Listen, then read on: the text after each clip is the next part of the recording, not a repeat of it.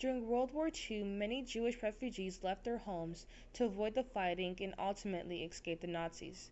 Because of this, 20 million people were without a home. Due to this, the United Nations, including Canada, set out to help war refugees. For example, Canada's involvement can be seen in Prime Minister Lester Pearson's participation of being the President of the General Assembly, along with being the chair of the Supplies Committee. However, by the end of the war in 1945, many Jews refused to return home but instead fled to the State of Israel. Due to this, many countries in the world put a limit on the number of refugees they would accept, causing the United Nations to resettle 1 million refugees by 1952, and eventually shutting down the IRO. Fortunately, in November 1946, Prime Minister King allowed European refugees to come to Canada between 1947 and 1952, of which they accepted more than 186,000 war refugees who faced revolution, civil war, or persecution. With assisting Jews to take refuge in different countries around the world, the United Nations also took a leading role in the cause of human rights. For example, in 1946, a Montreal lawyer and director of the Human Rights Division named John Humphrey wrote the first draft of the Universal Declaration of Human Rights. This declaration was also a response to the Holocaust due to the violations and slaughter of human rights done by the Nazis to the Jewish people. This fueled Jewish leaders like Rabbi Abraham Feinberg to speak out against the many issues Jews had to go through in Germany.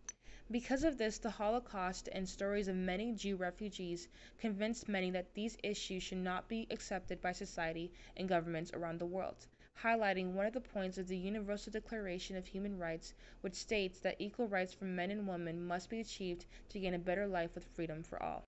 As the fight for freedom and justice of Jews continued within Canada, war crime trials were actively taking place within Germany. However, Canada held their own war crime trials within Germany.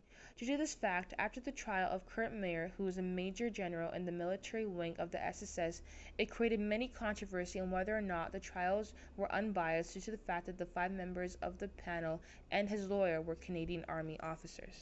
With assisting Jews to take refuge in different countries around the world, the United Nations also took a leading role in the cause of human rights.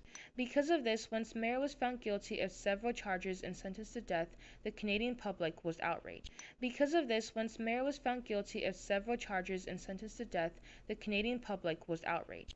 Shortly after, in 1947, Canada withdrew their military personnel from Europe and allowed Britain to take over the war crime cases.